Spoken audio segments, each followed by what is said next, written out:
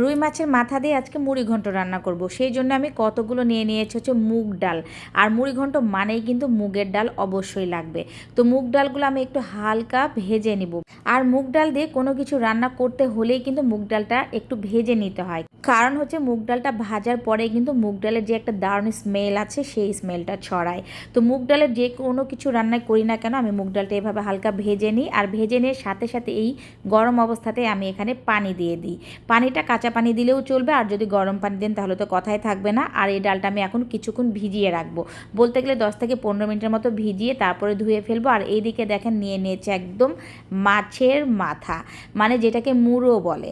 তো রুই মাছের এই মুড়ো দিয়েই ঘন্টটা হবে মুড়ি ঘন্ট।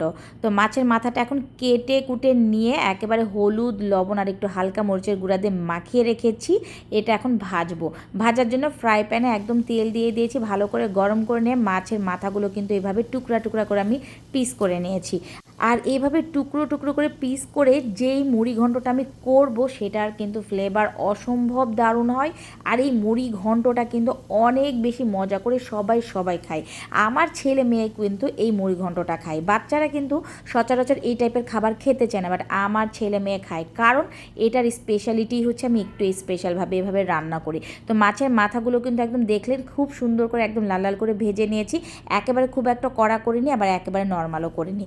তো সেটা এখন সাইডে রেখে দিলাম। আর এখন নিয়ে নিয়েছে একটা হাঁড়ি, যেই হাঁড়িতে মুড়ি ঘন্টটা রান্না হবে। তো সেই হাঁড়িটা ভালো করে গরম করে নিয়ে সামান্য একটু তেল দিয়ে দিয়েছি, আর এখানে সামান্য একটু পেঁয়াজ কুচি দিয়ে দিয়েছি। পেঁয়াজ কুচির সাথে 2টা কাঁচামরিচ ছিল, তো সেই কাঁচামরিচটা এখন ভাজা হয়ে গেছে, একটু লাইট ব্রাউন করে ভেজে নিলাম। তারপর এখানে আমি সব ধরনের গরম মশলা দিয়ে দিলাম। 2টা তেজপাতা দিয়ে দিয়েছি, একটু বড় সাইজের দারুচিনি দিয়ে দিয়েছি, 3টা দিয়ে দিয়েছি হচ্ছে এলাচ, 3 টুকরা দিয়েছি লবঙ্গ, আর কয়েকটা গোলমরিচ দিয়ে দিয়েছি কালো।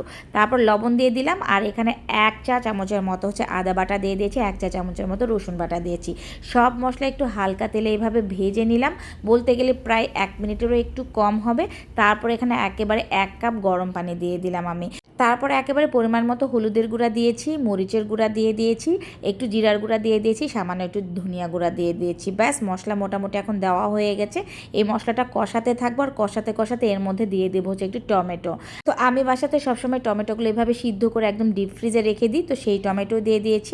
আর এই টমেটোগুলো হচ্ছে একদম সিজনাল দেশি টমেটো ছিল, তো সেই টমেটো দিয়ে কিন্তু এইভাবে আমি সব কিছু রান্না করি। আর রান্নার টেস্টটা যা দারুণ হয় না। তো মশলা মোটামুটি কিন্তু কষাচ্ছি, কষানো অবস্থাতে এখন দিয়ে দিলাম হচ্ছে ভেজে রাখা মাথাগুলো, একেবারে কেচে কুচে মাথার তেল সহ দিয়ে দিলাম। তারপর এখন এই মাথাটা আমি কিছুক্ষণ কষাবো, বলতে গেলে 3 থেকে 4 মিনিটের মতো। জালটা একটু ধীরে দিয়ে আমি মাছের মাথাটা খুব সুন্দরভাবে এখানে কষিয়ে নিব।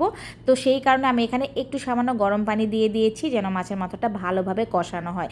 তারপরে এই তো ফাইনালি একদম একটা জোরে জাল দিয়ে দিলাম, 3 থেকে 4 মিনিটের মতো এটা ধীরে জাল দিয়ে কিন্তু কষিয়েছি।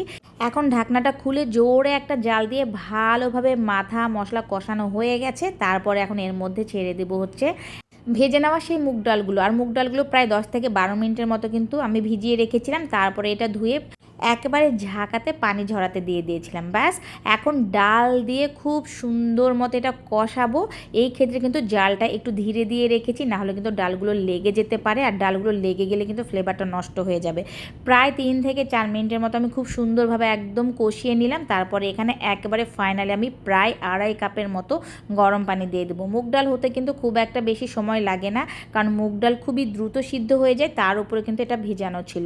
তো যাই হোক, একদম 2.5 কাপ পানি আমি দিয়ে দিয়েছি। এখন এটা কিন্তু হয়ে যাবে। আমি প্রায় 10 মিনিটের মতো এটা খুব সুন্দরভাবে জাল দিয়ে রান্না করে নিয়েছি। আর এর মধ্যে কিন্তু ডালগুলো খুব সুন্দরভাবে একদম সিদ্ধ হয়ে গেছে। এইভাবে কিন্তু একটু আধা ভাঙা অবস্থাতেই রাখতে হবে, একেবারে ডালগুলো কিন্তু গলে গেলে মোটেও ভালো লাগবে না। তো জালটা এখন আমি একেবারে ধীরে দিয়ে দিব, আরও 5 মিনিটের মতো এটা দমে রাখবো, তাহলে কিন্তু ফাইনালি মুড়ি ঘন্ট হয়ে যাবে।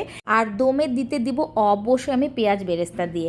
এখানে আমি কতগুলো পেঁয়াজ বেরেস্তা ছিটিয়ে দিয়েছি। এরকম পেঁয়াজ বেরেস্তা না দিলে কিন্তু মুড়ি ঘন্টর আসল ফ্লেভারটা পাবেনই না। তারপর আমি এখানে কতগুলো কাঁচামরিচ দিয়ে দিয়েছি, একদম মুখ ফেরে নেওয়া। ব্যাস, 5 মিনিটের মতো ধীরে একটা দম দিয়ে দিব, তারপরে হয়ে যাবে একদম ফাইনালি স্পেশাল মুড়ি ঘন্ট। এইভাবে যদি মুড়িঘণ্ট একবার রান্না করেন, একেবারে সবাই অনায়াসে অনেক পছন্দ করে চেটেপুটে খাবে। কারণ আমার মেয়েও কিন্তু এই মুড়িঘণ্টের ফ্লেভারটা খুবই পছন্দ করে, আর স্পেশালি এভাবে আমি মাথাটা ভেজে এইরকম করে রান্না করি বলে কিন্তু মুড়িঘণ্টটা অনেক অনেক বেশি টেস্ট হয়। তো আপনারাও এভাবে মুড়িঘণ্ট রান্না করেন কিনা অবশ্যই জানাবেন, আর যদি না রান্না করে থাকেন তো অবশ্যই একবার এইভাবেই হুবহু রেসিপিটি ট্রাই করে দেখবেন। আশা করি অনেক বেশি ভালো লাগবে।